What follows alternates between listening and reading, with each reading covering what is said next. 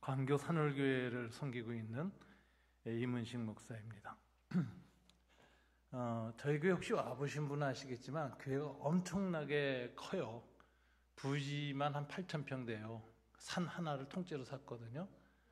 그래서 이제 들어올라오는 길을 보면 속리산 법주사 가는 길처럼 그렇게 나무가 커서 사람들이 와 해요. 그래서 제일 먼저 진입로라든가 뭐 주차장이라든가 이런 크기에 놀래고요.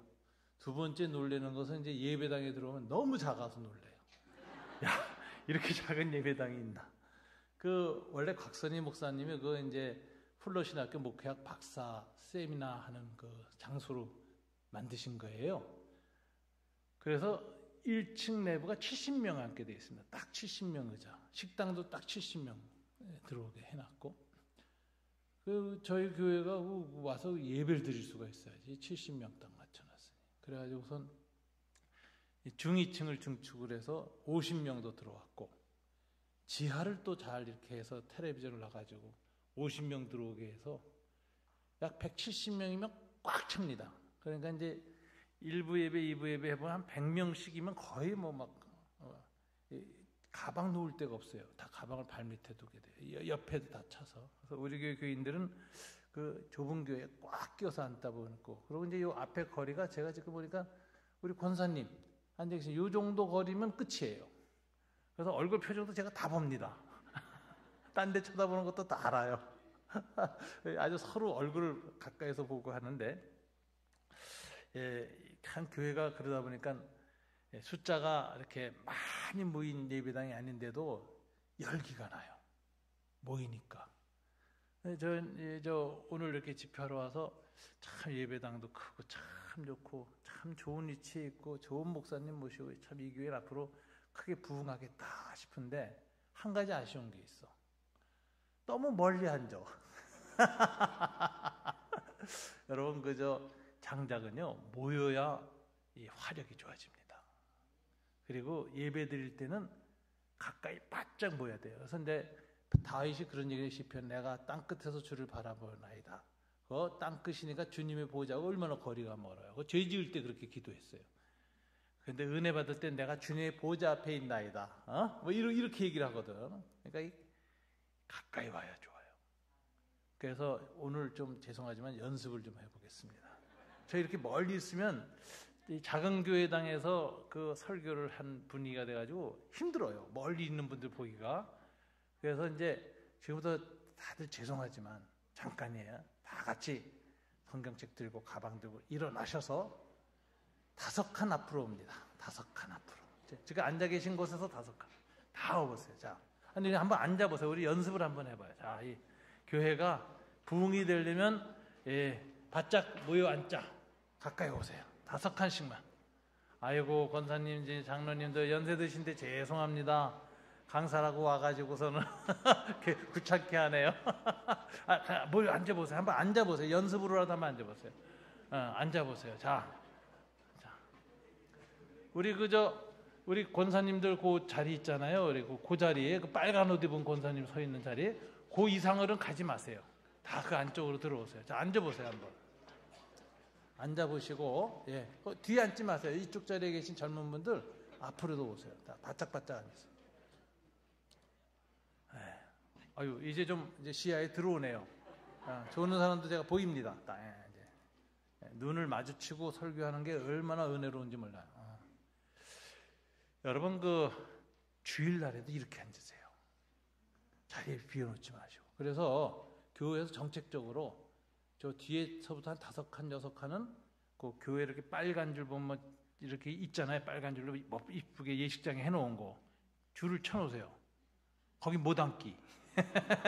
그리고 다 앞으로 교인들을 앉고, 그 자리는 뭐냐면 앞으로 주님이 새신자로 채우실 자리.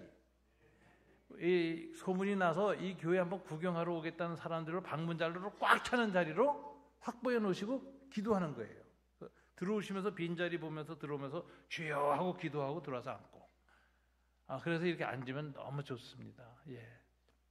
자, 이번 집회 기간에는 꼭 좀 이렇게 좀 앉아주세요. 그래서 우리 부교육자들이 저 뒤에 의자서부터 한 5, 6선에는 안 앉기 해가지고 이제 앞으로 인도하시고 이렇게 앉으십니다. 다시 한번 좌우로 돌아보시고 인사 나누시겠습니다. 가까워지셨습니다. 안녕하세요.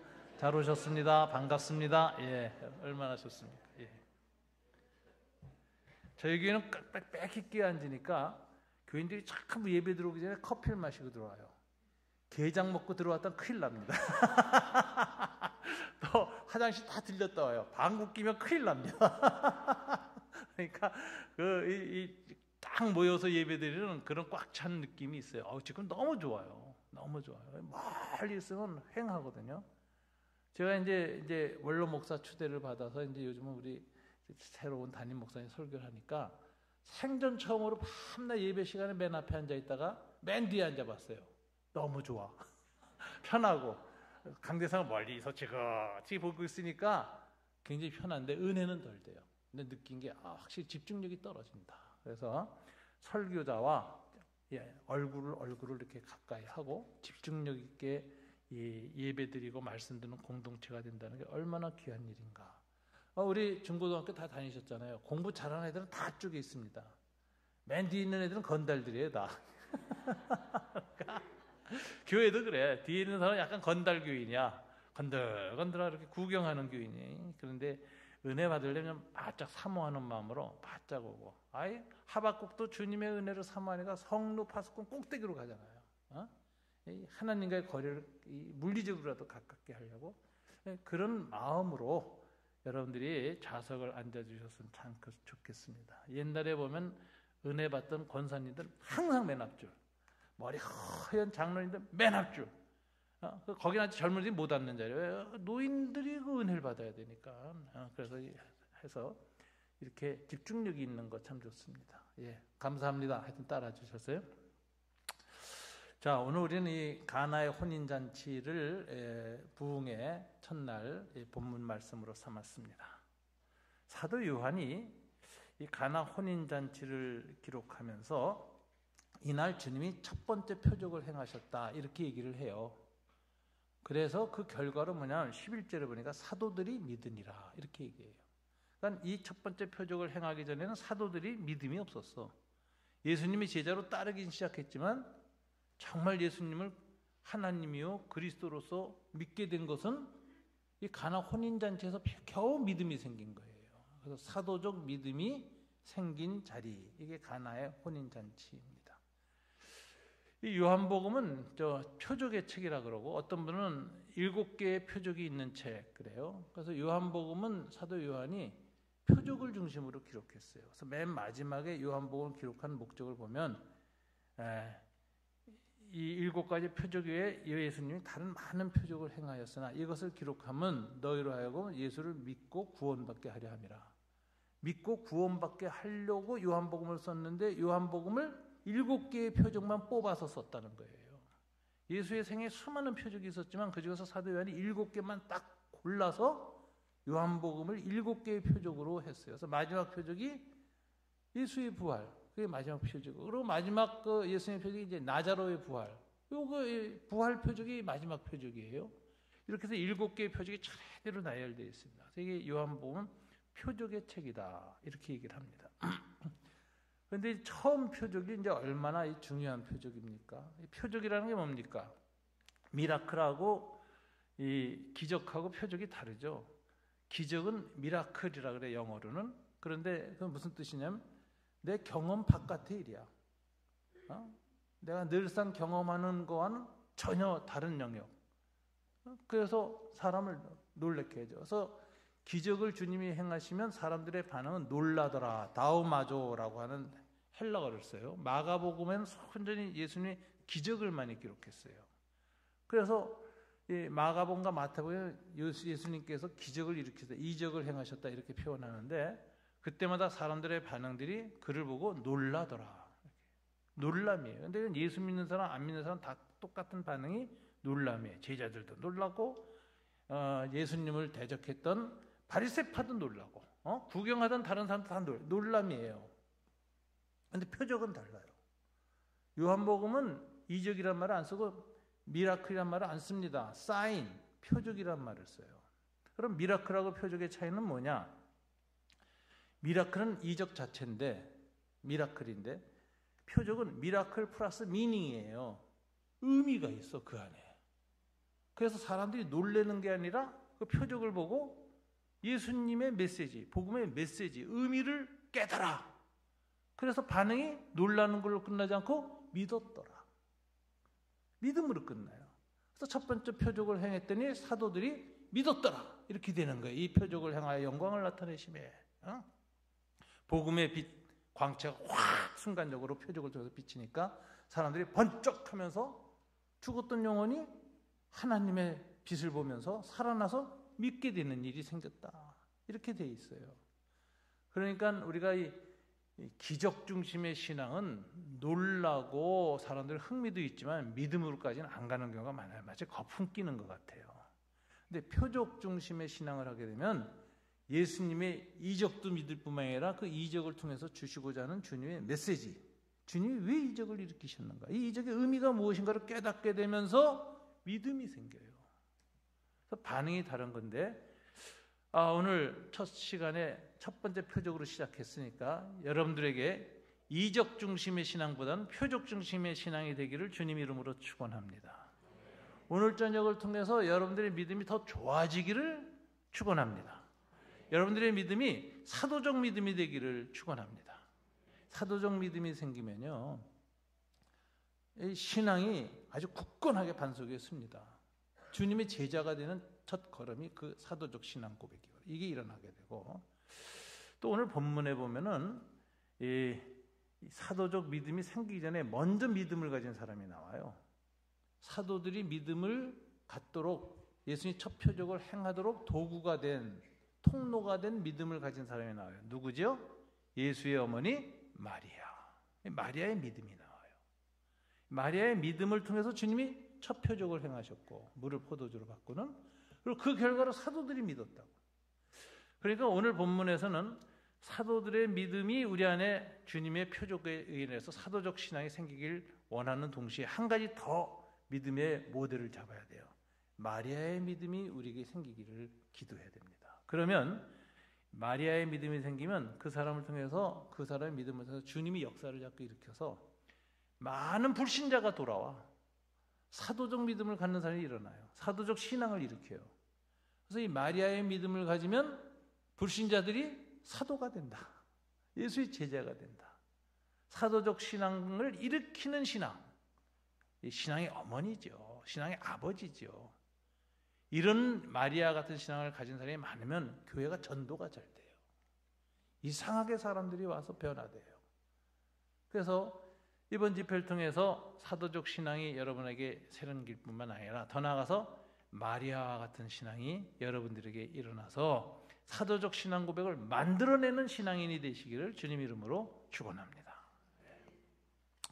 그래서 이 첫 번째 표적이 굉장히 중요한 것인데, 이 첫 번째 표적을 요한이 기록하면서 이 기록하는 게 보면 특이하게 기록합니다. 뭐가 특이하냐? 1절에 보니까 사흘째 되던 날이래요. 이 참 요한은 첫 번째 표적을 기록할 때 의도적으로 이게 언제 일어났는가를 암시하는 거예요. 사흘째 되던 날이라는 걸 빼도 돼요. 그죠? 오늘 본문에 빼도 돼요. 뭐 시간의 순서상 된 게 아니니까 빼도 되는데, 유달리 첫 번째 이적을 기록할 때만은 연대기적 특성을 나타내는, 즉 하루하루 날짜를 잡아요. 그럼 이게 뭐로부터 사흘째 되던 날이냐? 그 앞에 1장을 보면 마지막이 예수님이 니고데모를 만난 날이야. 그죠?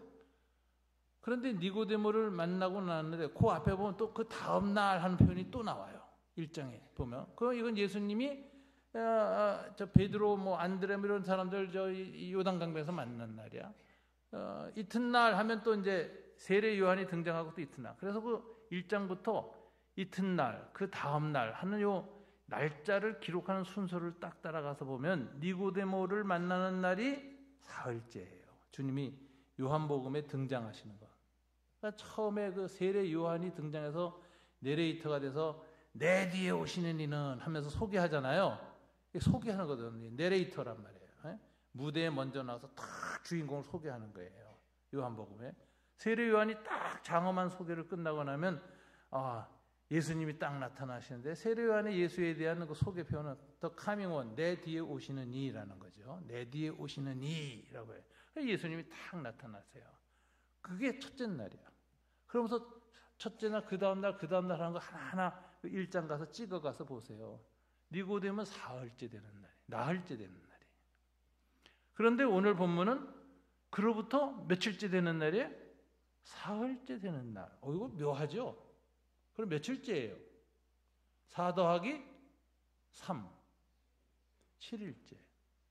요한은 이상하게 첫 표적을 기록하면서 이게 7일째 되는 날 일어났다고 기록합니다. 예수 등장 7일째. 7일을 강조해요. 그리고 요한복음에 또 독특한 특징이 있습니다. 주님 부활하신 날이 언제냐? 안식일이 아니라 안식 후 첫날이죠. 오늘 주일이에요. 안식일이 토요일이니까.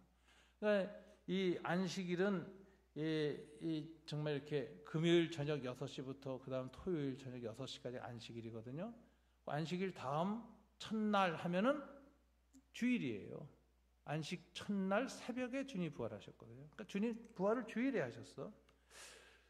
근데 그 부활하신 주님이 처음 제자들 공동체하고 만나서 자기 인지를 나타내고 손에 못자국과 못자국과 옆구리 창자국을 보이신 일이 요한복음에 기록되잖아요. 20장에. 근데 그게 안식 후 첫날이야. 그러니까 무슨 날이죠? 우리로 말하면 주일이에요. 그 다음에 그 자리에 도마가 없었어. 도마가 안 믿어. 그러니까 다시 도마에게 나타나는데 계산해보면 거기도 날짜가 해놨는데 딱 주일날 나타나. 일주일 후에 나타나. 여드레째 되는 날 하면 안식일로부터 여드레예요. 그러니까 안식 후 첫날부터는 일주일 후야. 또 주일이에요. 요한은 묘하게 주일날을 강조하는 신학을 갖고 있습니다. 그래서 요한의 주일신학이라고 그래요. 주일신학. 예수의 표적이 항상 주일날 나타났다라는 걸 강조하는 의미다. 특별히 첫 번째 표적과 마지막 주님의 부활은 주일날 나타났다 하는 걸 강조하고 있어요. 그래서 주일이라는 말을 바울도 하나 안 써요. 바울도 복음 전할 때 해설을 보면 안식일날 회당에 들어가서 복음 전하다가 싸움 나서 나오고 그래요. 그래서 주로 안식일날 회당 설교하고 복음을 전파했는데 그래서 바울의 서신에는 주일이라는 말이 안 나와. 근데 오늘날 우리들은 주일 성수 했잖아요. 어렸을 때부터. 이건 도대체 신학적 근거가 어디 있느냐? 성경에 딱 한 번 나옵니다. 요한계시록에 사도 요한이 주의 날에 내가 뒤를 돌아보니 환상이 보이기 시작한 거예요. 요한계시록의 모든 주님의 환상은 주의 날에 나타났어요. 헤메라투 큐리오. 주의 날에, 주님의 날이라는 단어가 처음 요한이 써요.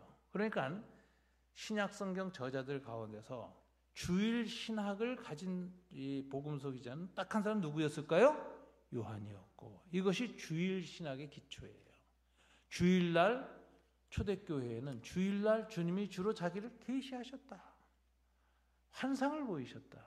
표적을 나타내셨다. 은혜를 베푸셨다라는 것을 사도 요한은 염두에 두고 있는 거예요. 그래서 요한복음 1장을 쓸 때 의도적으로 자기의 주일 신학이 들어가는 방식으로 예수님의 첫 이적을 기록하는데 등장한 지 7일째 되는 날 첫 번째 표적을 행하셨다. 그러니까 여러분들 주일을 잘 귀하게 여기셔야 됩니다. 주일은 주님이 안식일과 달리, 유대교의 안식일과 달리 구약의 모든 율법을 완성하신 날인데 그게 주일이에요. 그래서 주일을 자신의 예배일로 삼으셨어요. 그래서 삼으시려고 제자들의 모임 가운데 다락방에 모이는 제자에게 처음 나타나셔서 손에 못자국, 옆구리 창자국을 보이신 날이에요. 그래서 주일은 주님이 특별히 신약시대 자신에 대한 십자가에 죽으셨다가 부활하신 것을 기억하는 신자들의 예배일로 삼으셨다. 그래서 초대교회는 부활절 새벽처럼 주일 새벽에 예배드렸어요. 초대교회는. 그게 주일의 시작이었어요. 근데 그것은 그냥 교회 전통이라서 주일 성수가 된 게 아니라 성경에 계시적 근거가 있는데 바로 요한이 그 계시예요. 주일날 주님이 자신을 드러내신다. 표적을 나타내신다. 은혜를 베푸신다. 그러니까 이걸 믿고 여러분들도 일주일 중에 우리가 예배일로 모이는 이 주일을 아주 거룩하게 여기고 그날을 귀히 여기고 그날에 은혜 받으려고 그러고 그날에 주님의 표적이 나타나. 표적이 나타난다는 건 주님이 머릿속에 관념적인 신이 아니라 실제 살아계신 하나님이라는 걸 보여주는 사건이 표적이 있는 거죠. 주님의 임재가 일어나면 시공간에 임하시면 변화가 일어나요. 왜? 창조주 하나님이 피조된 시공간 안에 들어오니까 피조된 시공간이 그분을 받아낼 수가 없어서 이 시공간적인 법칙에 의해서 일어나는 일상적인 일하고는 전혀 다른 일이 일어나요. 그게 기적이에요. 근데 거기에 의미가 있으면, 계시적 의미가 있으면 표적이에요. 이게 주일날 일어난다. 주일날. 이게 2000년 전통입니다. 기독교에. 그러니까 무시하지 마세요. 주일 성수를 어렸을 때 하도 교회에 못 박혀 들어서 목사님들 맨날 하는 소리 이렇게 생각하지 마시고 주일의 의미를 다시 성경적으로 잘 살펴보면 계시가 완성된 날, 구약이 다 완성된 날, 그리고 그날 주님이 처음 제자 공동체에 나타나신 날, 영적으로 임재하신 날, 그리고 그날이 주의 날이라고 요한은 특정하게 지명해서 불렀고, 그리고 요한은 요한복음을 쓸 때에도 주님의 첫 번째 표적은 언제 일어났다? 7일째 되는 날 일어났다. 요한은 주일 신학이 있었습니다. 여러분들, 이 교우들도 주일 신학이 여러분 안에 깊이 생기시기를 원합니다. 그 신앙 고백을 가지고 주일을 맞이하면은 주님의 특별한 임재가 있어요. 주님의 임하심이 있어요. 여러분들 주님의 임재를 참 그리워하셔야 돼요. 찬양할 때도 아까 주님의 임재 얘기를 했는데 주님이 약속했죠. 두세 사람이 내 이름으로 모이는 곳에는 내가 그곳에 함께 있겠다. 두세 사람이 내 이름으로 모인다는 게 뭐예요? 교회를 가리키는 거예요. 교회 정족수는 두세 사람이에요. 두세 사람만 모이면 교회를 보세요, 주님이. 그러니까 여러분 지금 얼마나 큰 교회인 거예요. 그런 사람이 주님의 이름으로 모이면 내가 그곳에 임하겠다. 장소적 임재를 얘기를 했어요.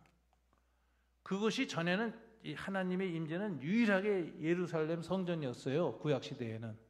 근데 예수님이 부활하고 나서 그거 없어졌거든. 그럼 모든 곳이 성전이에요. 사실은 성전이 될 수 있어요. 왜? 주님의 임재만 있으면. 근데 주님은 거룩한 장소에, 특별한 장소에 이 시공간적인 임재를 할 때 그냥 임재하지 않고 두세 사람이 주님의 이름으로 모여서 예배드리는 장소를 예루살렘 성전처럼 여기셔서 임재하겠다는 거예요. 그 공간에. 그러니까 두세 사람 주님의 이름으로 모이는 신앙 공동체가, 예배 공동체가 모이는 장소가 카타콤이든지 지하 무덤이든지 여러분 거실이든지 카페든지 상관없이 임하겠다고 약속하셨어요. 그러니까 여러분 예배드릴 때 그 주장을 해야 돼. 주님, 두세 사람 주님의 이름으로 모이는 곳엔 임재하겠다고 약속하셨죠? 제자들한테. 오늘 우리 교회가 두세 사람 이상이 모이는 예배가 있는데 임재해 주세요. 그리고 그 기도와 기대를 가지고 예배를 참석하면 달라져요. 하나님 응답하세요. 그러면은 주님의 이 임재라는 건 시공간적 임재를 의미하거든요. 그 특정한 시간과 장소에 그분의 존재를 딱 드러내실 때 그때 은혜를 받아요. 주님의 임재 가운데 설교를 들으면 특별한 은혜를 받아. 주님의 임재 가운데에서 병자가 일어나, 안진뱅이가 일어나고 소경이 눈을 뜨고 죽은 자가 일어나는 일이 일어난다는 거죠. 이게 주님의 표적이 그랬거든요. 주님의 임재가 있으면 미라클이 일어나는데 미라클만 일어나서 놀래게 하는 걸로 끝나지 않고 그 안에 있는 예수님의 구속의 계시가 드러나서 믿게 되더라. 복음을 믿게 된다. 그러니까 임재를 여러분들이 소망해야 돼요. 그러니까 이 요한의 이 요한복음 1절 사흘째 되던 날 이 기절에서 벌써 여러분 의미를 깨닫고 은혜를 삼아야 돼요. 주님, 우리가 주일날 모일 때마다 주님이 부활하신 안식구 첫날 모일 때마다 주님이 초대교회 하셨던 것을 임재하셔서 은혜를 베풀어 주세요. 말씀의 표적이 있게 하게 하시고 주님의 기도 응답의 표적이 있게 하셔서 우리 하여금 주님이 관념적인 신이 아니라 정말 살아계신 하나님, 우리 가운데 계시는 실제 하시는 하나님으로 생생하게 믿을 수 있는 그 신앙을 주세요. 그러면 간섭적인 신앙, 습관적인 신앙, 표정 없는 신앙 다 사라집니다. 신앙생활을 한다는데도 표정이 마네킹 같은 사람들이 있어요. 그런데 은혜를 받으면 표정이 살아나요. 하나님을 향해서 표정이 나온다니까. 인격적으로 주님을, 인격적인 임재를 느끼니까, 살아계신 그분을 바로 눈앞에서 보는 것처럼 느끼니까 표정이 살아난다니까. 표정이 안 살아나는 마네킹제로 돼서 맨 뒤에 가서 앉아있는 거예요. 구경꾼. 그러니까 이 임재를 사모하셔야 돼요. 그런데 특별히 주일날 예배 공동체에 임하시는 하나님의 약속을 여러분이 믿고 기대하고 기도하세요. 그러면 예배가 달라집니다. 예배의 매너리즘을 극복하는 것이 교회 부흥의 가장 첫 번째 길입니다. 자, 사흘째 되던 날입니다. 갈릴리 가나에 혼례가 있었습니다. 예수의 어머니도 거기 계시고, 이건 초대교회 보면 예수님 어머니 친척, 이종 사촌 누군가, 이종 육촌 누군가에 결혼시킬 거라고 생각해요. 왜냐하면 예수님이 랍비로서 첫 생활을 하시는데 제자들과 함께 가는 건 그 당시 전통입니다. 랍비를 모시는 것은. 그런 전통인데 예수의 어머니도 거기가 있었거든. 특별히 부엌에 들어가서 일하다가 포도주 떨어졌다고 뛰어나와요. 그러니까 이거는 예수님의 어머니 쪽 친척 결혼식이다. 이렇게 초대교회가 그렇게 전설이 되어 있습니다. 어머니도 거기 계시고 예수와 그 제자들도 혼례의 청함을 받았더니 3절 전환이 오는 상황이 바뀌어 포도주가 떨어진지라. 예수의 어머니가 예수에게 이르되 저들에게 포도주가 없다 하니, 이 포도주가 떨어졌다. 이 상황은 뭐죠? 이 탈무드에 보면은 목사님 탈무드 잘 아실 거예요. 이스라엘에서 유학했으니까. 제가 송민호 목사님 처음으로 그 부부를 교제하게 된 건 제가 이스라엘의 안식년으로 가서 거기 장신대에 있는 그 성지 연구소에서 제가 그 연구원 허락을 받아서 이스라엘에 머물고 있을 때 그때 유학하고 있었어요. 그래서 만나서 이제 교제를 시작했는데 지금까지 새양날이 굉장히 오래됐죠. 지금 벌써 한 20년 됐나? 15년 됐나? 그럴 거예요. 하여튼 그 유학 시절에 만났어요. 근데 이 탈무드나 이런 거 우리가 굉장히 이제 공부를 하고 그래 보면은 그 아주 성경과 관련된 여러 가지 재미난 이 전례들을 이제 볼 수가 있어요. 이 유대인들 결혼식에서는 포도주가 떨어지면 뭐냐면 잔치가 끝났다는 신호예요. 이제 포도주가 떨어졌습니다 하고 연회장이 아나운스먼트 하면 다들 그래요. 그런지 이제 폐회하는 거예요. 집에 가. 근데 가만히 보니까 이게 지금 폐회할 때가 아닌데 포도주가 떨어졌어요. 그럼 이게 위기죠. 이제 이스라엘은 이 결혼식이 개인이나 가문의 잔치가 아닙니다. 그건 그 마을 공동체 전체의 잔치예요. 그래서 그 결혼식을 주관하고 잔치를 주관하는 특별한 사람을 뽑아 연회장. 연회장이 다 주도해. 신랑 어머니, 신랑 아버지가 주도해 못해요. 결혼식을. 개인이 신랑 신부가 이렇게 합시다 저렇게 합시다 못해요. 거긴 다 마을 공동체의 연회장이 주관하는 거야. 그래서 그분이 딱 주관하는데 여기에서 준비가 소홀해가지고 포도주가 떨어지고 중간에 파해가 되면은 누가 야단 맞느냐? 신랑 신부 혼주가 야단을 맞아요. 난리가 납니다. 비난받고. 그래서 이 포도주가 떨어졌다는 이 상황은 굉장한 위기 상황이 온 거예요. 포도주가 떨어지면 위기가 옵니다. 잔치는 끝나고 흥은 떨어지고 즐거웠던 그 자리에서 부엌부터 시작되는 근심, 염려, 불안, 두려움이 임하는 거예요. 위기가 오는 거죠. 저와 여러분들도 인생을 살면서 우리의 삶이 늘 잔치가 되기를 다 소망합니다. 늘 기쁘고 좋은 일이 가득하기를 소망해요. 그죠? 다 우리의 삶이 잔치처럼 진행되고 싶지요. 그런데 그렇게 됩니까? 중간에 꼭 위기가 옵니다. 잔치를 잘 하기 위해서 준비해 놓은 돈도 떨어져. 돈의 포도주도 떨어져. 건강의 포도주도 떨어져. 갑자기 암 선고받고 말이죠. 참 여러 가지 편안하게 살 때 좋은데 갑자기 아들들에게 위기가 와요. 그러기 가족들에게 위해. 그러니까 이게 인간이 준비한 포도주는 인생을 사는 중에 떨어질 때가 많다. 이거 아셔야 돼요. 아무리 여러분이 잘 준비하고 단단히 해놨어도 노후 준비 많이 해놨어도 위기가 닥치면 소용이 없습니다. 제 친구가 최근에 간암에 걸려서 간을 절반 잘라냈는데 그 나머지 치료하려면 치료비가 되는데 연대세브란스 엄청나게 돈을 들더라고. 그러니까 뭐 교수로 끝난 사람이 그 돈을 어떻게 돼? 제가 보니까 준비를 많이 해놓고 편안하겠다 싶었는데 갑자기 위기가 닥치니까 1억이 넘는 돈이 갑자기 드는데 건강보험이 안 되는 치료예요. 그걸 받아야 하나 삶의 연장되는데 굉장한 위기가 오더라고요. 우리 삶에는요, 여러분들이 아무리 잘 살고 잔치와 같은 기쁨의 삶이 연장되길 원해서 준비해 놓은 게 많아도 꼭 부족할 때가 있습니다. 그게 위기예요. 삶의 위기. 이 잔치집에 위기가 왔어요. 근데 여기 다 믿음이 없어서 놀래고 당하고 혼란스러운데 한 사람만 침착하지요? 예수의 어머니. 예수의 어머니는 예수님에 대한 남다른 믿음이 있었습니다. 그래서 이 예수님 낳을 때 이미 수태고지 받았잖아요. 그리고 천사의 고지 이런 거 다 겪었잖아요. 예수님이 낳았을 때 동방박사도 왔고 이 목자들이 와서 경배하고 그랬잖아요. 그때 어떻게 돼 있어요? 다른 사람은 다 놀라지만 예수의 어머니 마리아는 이를 마음에 깊이 새겨두었더라. 남달리 자기 아들에 대해서 이건 내가 육신으로 태어난 아이라 하나님의 역사하심으로 태어난 아이기 때문에 이 아이는 메시아로서 이 땅에 왔기 때문에 어머니 이상의 믿음을 갖고 있었어요. 신자의 믿음이 있었다고. 그래서 마리아는 어렸을 때부터 예수님을 남달리 쳐다보고 있었어요.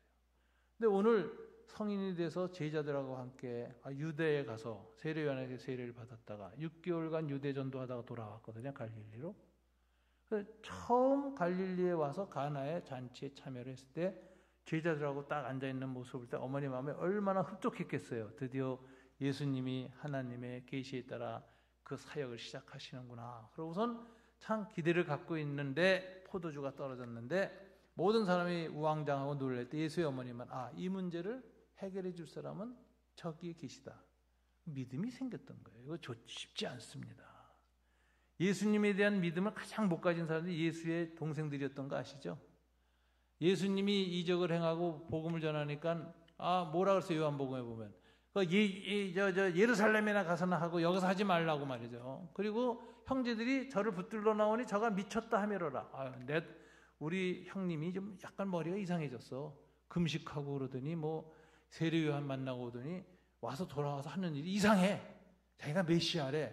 우리 형 약간 광신자 됐고 또라이 됐어. 제자들 형제들이 다 그랬다고요. 원래 혈육이 너무 가깝다 보면 주님의 거룩한 신성을 못 봅니다. 육신의 것만 보여서. 예수의 어머니도 그럴 수 있었는데 그걸 넘어섰어요. 예수의 어머니는. 그래서 예수님에 대해서 가장 마지막에 그 회개한 사람이 야고보잖아요. 야고보서 쓴 야고보. 야고보는 예수의 친동생이었어요. 그래서 복음서에 보면 야고보는 언제 예수 믿느냐? 예수님이 12제자 계백에 나타나서 500의 문도에 나타나다가 마지막엔 야고보에게 나타났고 맨 마지막에는 만삭되지 못한 나에게 나타나니라 사도 바울에게 나타났다고 하는데 다메섹 도상에서 부활하신 예수님 나타나기 직전에 그 전에 최후로 믿은 사람이 누구예요? 예수의 친동생 야고보야. 부활한 예수님을 만나는 순간 야고보가 우리 형님 아니었구나. 이분 정말 메시아였구나. 그래가지고 회개해서 큰 교회 지도자가 돼서 예루살렘 교회에 수장이 되어지고 첫 순교자가 되지 않습니까? 돌에 맞아 죽잖아요. 예루살렘 교회에서 순교하잖아요. 그러니까 이 야고보 참 이 형제인데 믿기 힘듭니다. 그런데 예수의 어머니는 믿음이 있었어요. 자기 아들에 대해서. 그래서 저들에게 포도주가 없다. 위기를 좀 극복해 주십시오. 여러분 금요일 날 기도하러 나올 때 왜 나와요? 삶의 위기를 가지고 나오는 거예요. 이 위기는 주님이 극복해 주셔야 되겠다. 새벽 기도에 안 나오던 사람이 나와서 다 기도 열심히 하는 거 보면 깜짝 놀래요. 저는. 무슨 일이 생겼나? 위기를 만나면 다 주님 앞에 나와요. 적당히 신앙생활 하다가도 위기를 만나면 이 문제가 내가 사람의 노력으로 해결할 수 없다는 걸 직감하거든요. 왜냐하면 이제 여러 위기를 우리가 겪으면서 살다 보니까 내 힘으로 풀 수 있는 거 있고 이건 내 힘으로 안 되겠다. 그런 게 와요. 그러면 새벽에 나옵니다. 기도하러. 금요일 기도회도 이제 그 위기를 가지고 나오는 거예요. 원래는 이 위기가 하나님 앞에 나아갈 좋은 기회예요. 그래서 하여튼 나와서 주님께 얘기했습니다. 그러면 4절에 예수님 반응이 뜨거워야 돼요. 야, 우리 어머니 참 믿음 대단하다. 어떻게 그렇게 자기 뱃속으로 통해서 낳은 나를 이렇게 믿을 수 있을까? 그리고 칭찬해줘야 마땅해요. 그런데 예수님 반응이 영 서늘합니다. 4절 다 뭐라고 했어요? 읽어보실게요. 예수께서 이르시되 여자여 나와 무슨 상관이 있나이까? 내 때가 아직 이르지 아니하였나이다. 거절이에요? 응낙이에요? 거절. 그런데 맨 처음에 부를 때 여자여라고 불러요. 그래서 어떤 사람은 동양문에서 보면 야, 이 예수 정말 불효자다. 엄마 보고 여자래. 이러는데 이 구네스라는 단어는 헬라어에서는 여자에 대한 존칭어입니다. 그래서 그리스 고전에 보면 시저가 클레오파트라를 처음 만났을 때 부를 때 여자여라고 존칭을 써서 불러요. 파라오 승계자 1위였거든. 이집트. 그래서 그러니까 이 구네스라는 단어는 멸시하는 단어는 아니에요. 아주 극존칭어 중에 하나예요. 그런데 그 다음 말은 싸늘해요. 나와 무슨 상관이 있나이까? 포도주 떨어진 게 나와 무슨 상관이 있습니까? 그러면서 뭐라고 해요? 내 때가 아직 이르지 아니하였나이다. 주님은 사람들의 위기에 상관하지 않습니다. 원래 상관없는 위기가 많아요. 사람들의 필요에 따라 사람들의 상황에 따라서 위기라고 하나님께 막 나오는데 주님이 그건 나하고 상관이 없는 일이야. 이런 일이 많아요. 그럼 주님은 언제 상관하시죠? 언제 개입하시죠? 언제 도우시죠? 주님의 때. 주님의 때란 뭐냐? 인간의 때하고는 달라요. 인간의 때는 흘러가는 시간이야. 크로노스 타임이라고 그래요. 연대기적 시간. 그냥 1초, 1시간, 2시간 가는 거예요. 그런데 주님이 얘기하는 내 때는 카이로스 타임인데 주님이 개입할 때야. 그래서 이걸 갖다 하나님, 창조주 하나님이 스스로 만든 시간성이라는 건 하나님이 만든 거죠. 피조물이에요. 시간 안에 들어오시는 순간이 카이로스 타임이에요. 그래서 어떤 신학자는 이 카이로스 타임을 하늘이 땅에 입맞춤한 시간 이렇게 얘기를 해요. 영원히 현재와 만난 시간. 그래서 현재를 질적으로 변화시켜요. 이터널 아워로 영원한 현재로 바꿔요. 어떤 시간? 주님이 여자의 몸을 아기로 잉태한 순간 이게 카이로스 타임이에요. 영원히 시간 안으로 들어온 시간. 시간과 영원히 만나서 이 시간이 질적 변화를 일으키는 거룩한 시간. 하나님의 시간이 된 거. 이건 왜 하나님의 때는 왜 구원을 이루기 위해서 인간에게 개입하세요. 인간의 시공간 안에 들어서 인간을 만나세요. 이게 카이로스 타임이에요. 그래서 사도 바울은 보라 지금은 구원받을 만할 때로다 했는데 그때는 카이로스라는 단어를 써요. 하나님이 성령으로 우리의 시공간 안에 있는 우리들에게 임재하시고 접촉하시는 시간이다. 하나님 만나는 시간이다. 그래서 우리의 시간이 영원한 현재로 바뀐다. 이터널 아워로. 시간의 질적 변화를 경험하는 거예요. 그러니까 70년, 80년 오래 살고 예수 오래 믿어서도 소용없어요. 주님은 그걸로 시간 계산 안 해요. 카이로스 타임으로 계산합니다. 그래서 일찍 요절했어도 경건하게 하나님을 성령에서 많이 만났던 사람은 하나님의 나라에서 그 시간이 긴 거예요.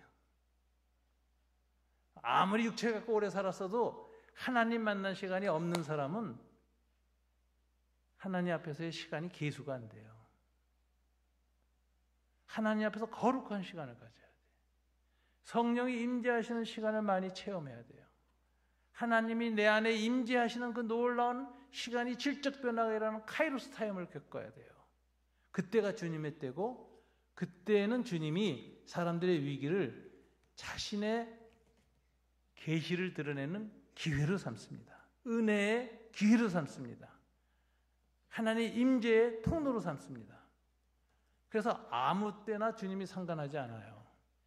오늘 포도주 떨어진 것, 잔치에 포도주 떨어진 위기에 대해서 주님은 상관없다. 이건 나하고 상관없어요. 내가 개입 안 합니다. 내 때가 아직 이르지 않았습니다. 하나님의 뜻이 임하는 시간도 아니고 하나님 임재하실 때도 아니고 하나님 역사하실 때도 아닙니다. 내 때가 아직 이르지 않았다. 딱 거절해요. 이 내 때라는 단어가 요한복음에 7번 나옵니다. 7번 다 어떤 의미로 쓰여졌는데 주님이 죽으실 때를 가르쳐요. 연복계 하면서 사람들이 성전 앞에서 예수를 죽이고자 하나 아직 그의 때가 이르지 아니함이라. 이런 기절이 계속 나와요. 그러니까 주님의 때가 7번 요한복음에 쓰여졌는데 그건 다 예수님의 십자가의 죽으심을 가르치는 때예요. 그러니까 주님은 어느 때에 개입하실까요? 상관하실까요?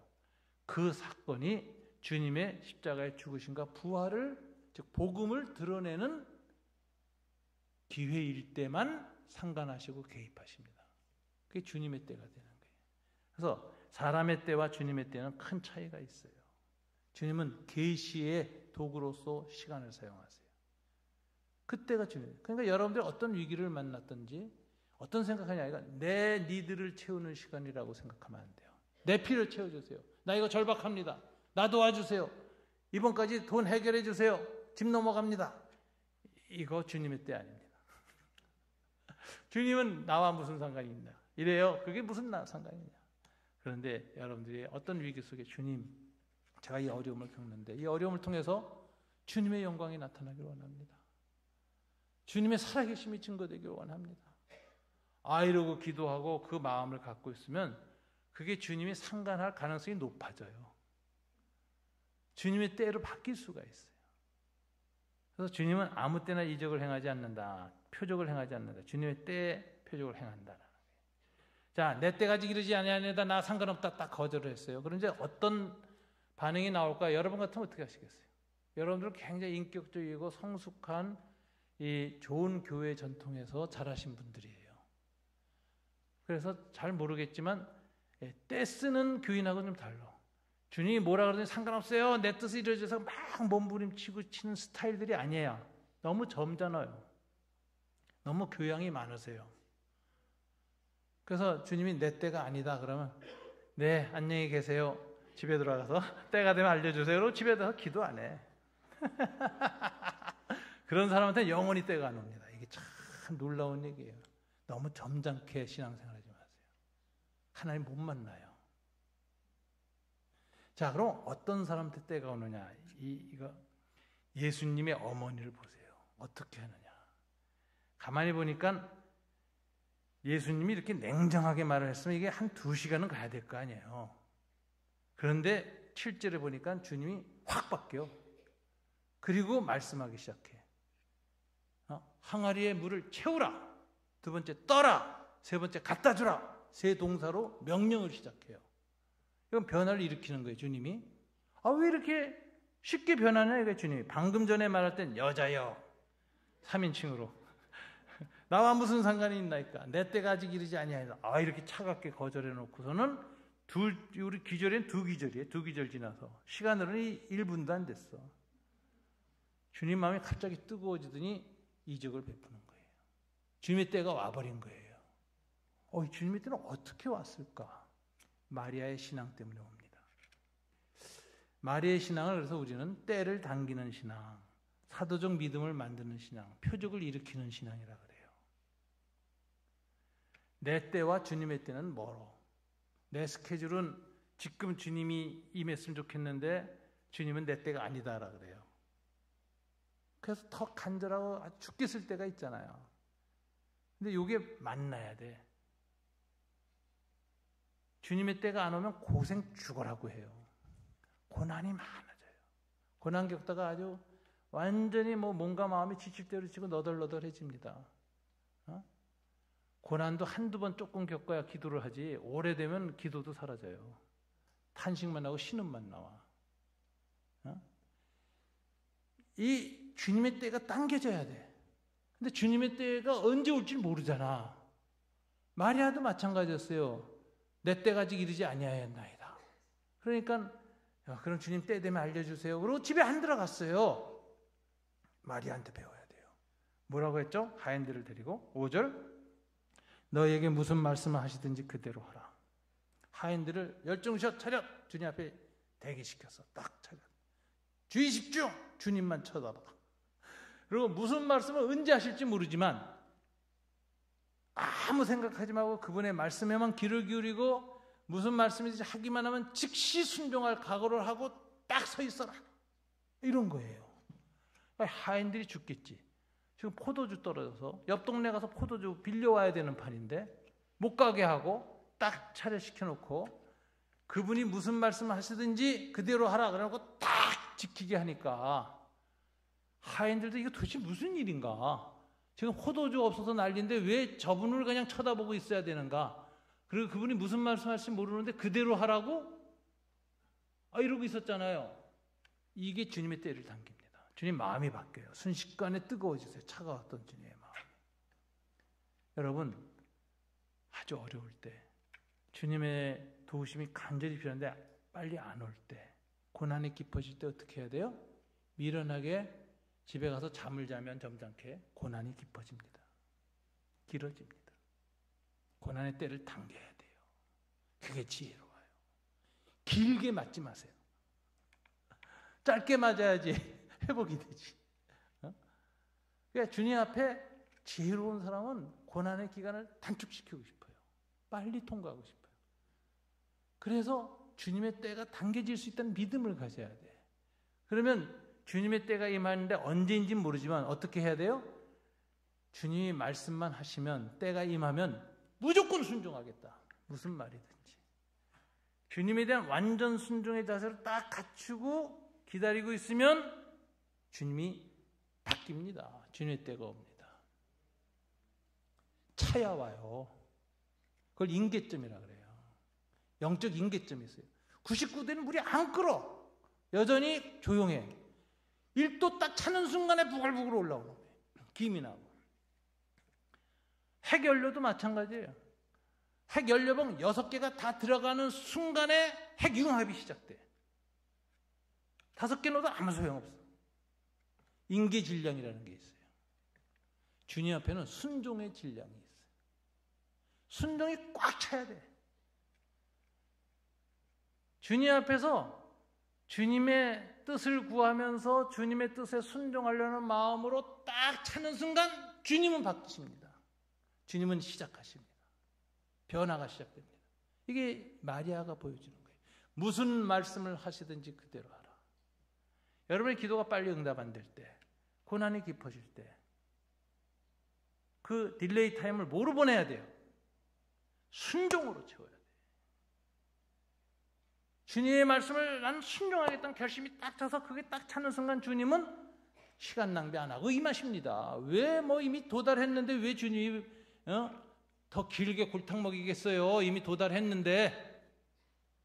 안 하고 집에 가서 자니까 길어지지. 마리아 같은 신앙 가져야 돼요. 빨리 응답 안 받을 때 지쳐서 집에 가지 마시고 응답이 올 때까지 기다리라. 이 주님이 두드리라 그러면 열리리라 그랬죠. 그 말은 무슨 뜻이세요? 열릴 때까지 두드리라는 소리야. 그거는 두드리다 집에 가서 자지 말고 두드리라 그러면 열리리라. 이건 열릴 때까지 두드리라는 소리예요. 근데 그거 안 하거든. 그러니까 문이 안 열려 평생. 주님의 변화가 안 일어나. 신앙의 변화가 안 생겨. 그래서 임계점에 들어가야 된다. 무슨 말씀하시든지 그대로 하라. 주님이 마음이 바뀌셨어요. 내 때가 아니다 그러시더니 갑자기 때가 오셔서. 주님은 변덕이 심해요. 이분은 사랑이 많아서 사랑의 임계점에 도달하면 확 바뀌시는 분이야. 로맨티스트야. 주님은 이성적인 사람, 차가운 사람 아니에요. 주님은 신학자가 아니야. 주님은 열렬한 사랑의 인격신이야. 사랑을 위해서 죽으신 분이고 사랑을 위해서 십자가에 매달리신 분이고 고난을 다지신 분이야. 사랑에 민감하세요. 주님에 대한 순종으로 딱 치면 주님이 확 바뀝니다. 그건 사랑 때문에. 말씀이 3가지라 그랬죠. 딱 채우라, 떠라, 갖다 주라. 2-3통 드는 항아리 6개인데 채우는데 12통, 18통 들었을 거예요. 하인들이 투덜댔을 겁니다. 아니 지금 포도주 얻으러 가야 되는데 왜 갑자기 물통을 채우라 그러냐 이거야.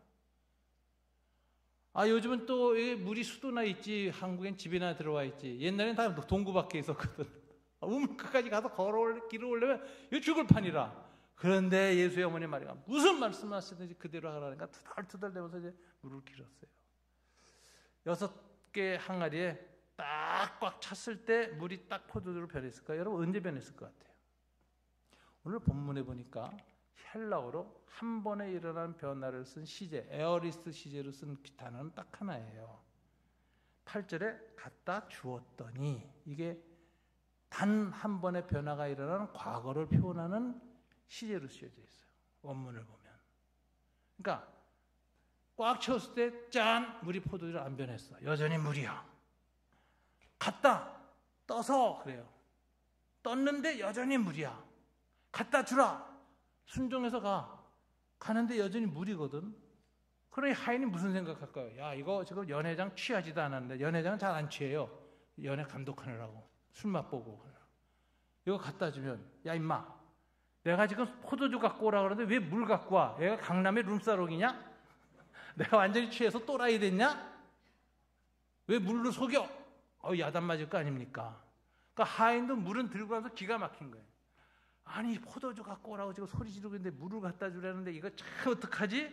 그런데 갖다 주었더니, 갖다 주라 하심에 갖다 주었더니 하인의 손에서 이 물통이 바가지가 넘어가는 순간에, 연회장이 딱 손을 대서 하인의 손이 떠나는 순간에 짠! 하고 물이 포도주로 바뀌었어요. 무슨 말씀하시든지 그대로 끝까지 하라.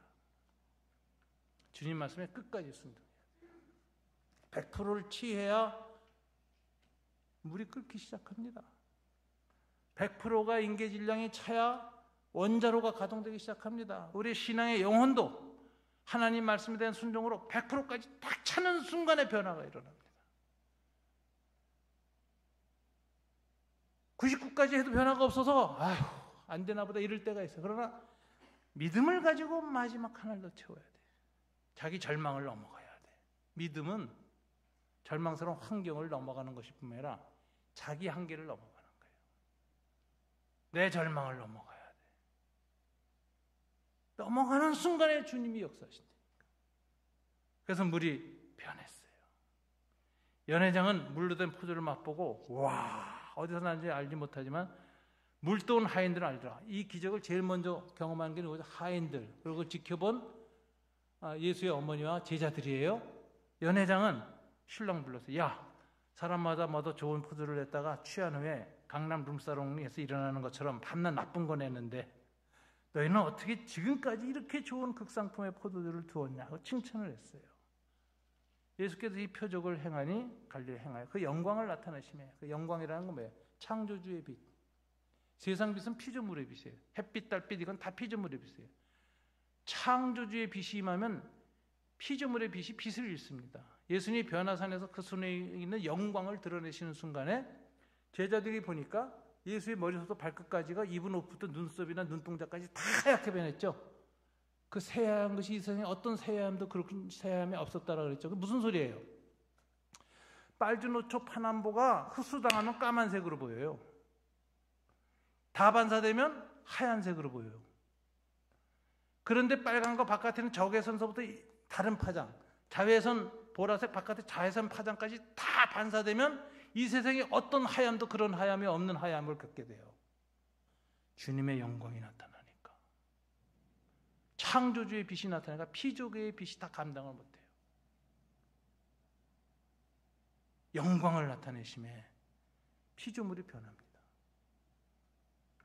물이 포도주로 바뀌었어요. 그리고 그것을 보는 순간에 사도들이 믿음이 생겨요. 불신자였다가 예수를 덜렁덜렁 쫓아다니는 사람들이 진짜 신자가 되는 거예요. 그리고 하인들은 좀 아는 것 같아요. 오, 기적이다. 그래서 복음이 전파되기 시작합니다.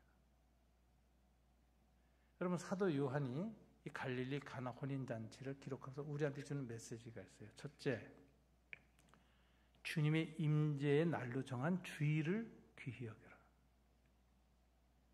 주일이 주님의 임재하는 날. 이건 2000년 교회에서 전통이에요. 그날을 귀히 여겨라. 두 번째, 주님의 때가 가까이 다가와서 주님의 때를 경험하고 싶으면 뭐라고요? 무슨 말씀을 하시든지 그대로 하리라는 순종으로 기다림의 시간을 채워라. 기다림이 딱 100% 순도로 찼을 때 주님이 역사하신다. 이걸 우리가 배워서 임재가 올 때까지, 변화가 날 때까지 뭐예요? 순종으로, 기다리는 자세로, 주님의 임재를 기다리는 자세가 뭐예요? 기도하는 자세로, 경배하는 자세로, 주님을 경외하는 자세로 끝까지 버티는 거예요. 나의 시간이 아직 주님의 시간이 안 됐을 때, 내 시간과 주님의 사이에 딜레이가 있을 때, 이 딜레이를 뭐로 채워야 돼요? 경외함으로, 기도함으로, 주님에 대한 순종의 최고 순도로 채우는 거예요. 그럼 순식간에 주님이 역사하십니다. 그래서 이적이 일어납니다. 제가 아주 인생에 특이한 경험을 했기 때문에 이건 보편적 경험이 아니라서 간증을 해도 공감이 없으실 텐데, 제가 특이한 경험을 한 적이 있어요. 3번에서 목회할 때인데, 재혼한 부부를 제가 결혼식을 했어요. 근데 이 친구가 재혼하고 나서도 그 첫 번째 이혼했던 그 습관을 못 벗어나. 술을 자주 먹고 그렇게 도박을 해. 그래가지고 부부 사이가 굉장히 나빠요. 그래서 내가 밤낮 야단 쳤는데, 그래도 교회는 덜렁덜렁 나와요.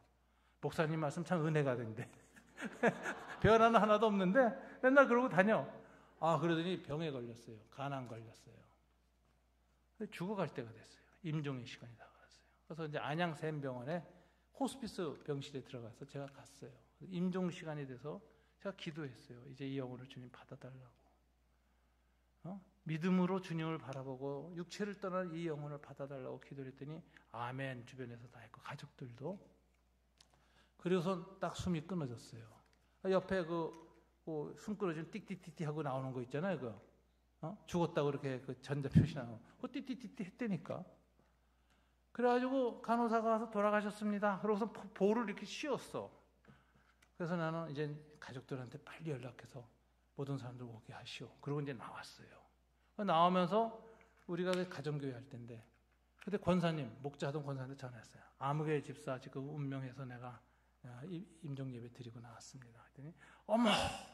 그러더니 달려왔어. 그런데 조금 있다 내가 집에 도착하게 되지 전화가 따르릉 와요. 권사님이 전화했어. 무슨 일이에요? 그랬더니 아니 목사님 살아났는데요? 난 놀랬어요. 아니 내가 죽는 거 분명히 봤고 의사 간호사가 덮었는데 왜 어떻게 살아나? 살아났대. 그래가지고 난리가 났어요. 병원에 가족들이 다 모였어요.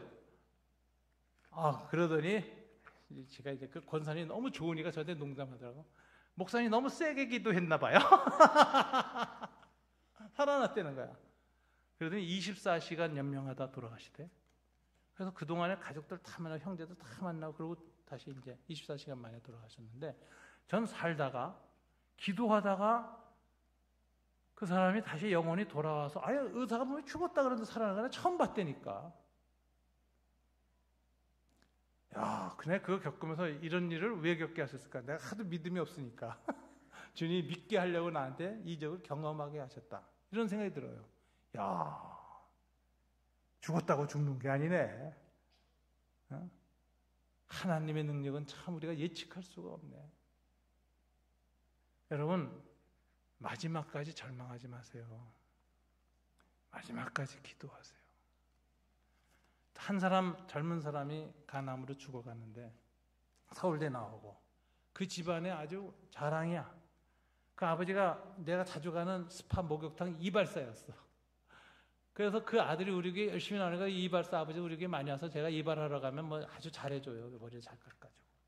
그러니까 아주 아버지의 자랑이야. 그런데 간암에 걸려서 죽네. 결혼한 부인하고 애도 없는데 신혼에 죽는 거예요. 그 집안의 유일한 기쁨이고 자랑이었는데. 죽어갈 때요, 저는 절대로 하나님 이 사람 죽습니다 하고 포기 안 해요. 막 숨 넘어가는데 하나님 살려주세요 기도해요. 저는. 제가 그 곽 집사 그 일 겪고 나서도 그렇게 변했어요. 저는 마지막까지 포기 안 해. 그러면 죽더라도, 내가 보니까 죽더라도, 안 살아나고 죽더라도 그 죽어간 사람이 주님을 바라보다 죽는다니까. 스테반 집사가 죽어가면서 부활하신 주님이 일어선 걸 보면서 죽잖아요. 영광으로. 내가 목회하면서 내 앞에서 죽어가는 사람들은 마지막 죽어가는 순간까지 주님을 바라보게 해야 되겠다. 그때 내가 깨달은 거예요. 절대로 포기하지 말아야 된다. 다시 살아나지 못해도 그 영혼이 마지막 숨 넘어가는 순간까지 주님 바라보다 죽게 하자. 여러분, 카이로스 타임은 이렇게 해야 땡겨집니다. 그래야 주님의 표적도 체험하고 이적도 체험하고 신앙의 부흥도 겪습니다. 이 아름다운 교회가 주님의 표적을 많이 경험하는 교회가 되기를 주님 이름으로 축원합니다. 선 쳐놓은 남은 선이 꽉 차는 교회가 되기를 주님 이름으로 축원합니다. 그 교회 가면 하나님 살아계신 것 같아. 그 교회 가면 하나님 살아계심을 느껴. 사람들이 소문나면 다 와요. 추우면 다 모닥불 곁으로 와요. 남의 불에 군불 뗀다고 남의 불에 겹불죄로 와요. 다 추우니까 인생이 죄로 어둡고 갈등으로 힘들고 먹고 살기 힘들고 공고하고 캄캄하고 세상이 춥고 견딜 수 없는데 이상하게 그곳에 가서 앉아있으면 따뜻해지고 희망이 생기고 용기가 생겨. 자꾸 가고 싶어요. 그러다 어느 순간 변화되는 거예요. 여러분, 그 마리아의 신앙 공동체가 되십시오. 사도적 믿음이 일어나는 교회 되시길 주님 이름으로 축원합니다. 주님의 때를 당기시는 믿음 갖게 되시길 주님 이름으로 축원합니다. 마지막까지 순종의 100%를 채우려는 근기 있는 믿음을 가지셔야 돼요. 뿌리까지 파고드는 믿음.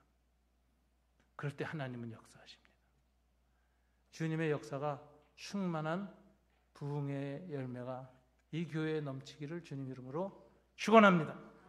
기도하겠습니다. 주님, 오늘 부흥의 첫날 우리의 신앙의 부흥을 위해서 주님이 마리아의 믿음을 보여주셨습니다.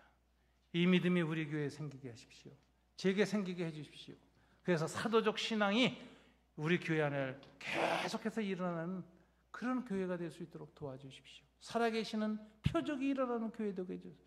하나님의 살아계심을 임재를 느끼는 영적 임재가 있는 그런 교회가 공동체가 될 수 있도록 도와주십시오. 두세 사람 모일 때마다 임재하여 주시옵소서. 우리 다 같이 간절히 주여 주여 주여 3번 부르고 기도하겠습니다.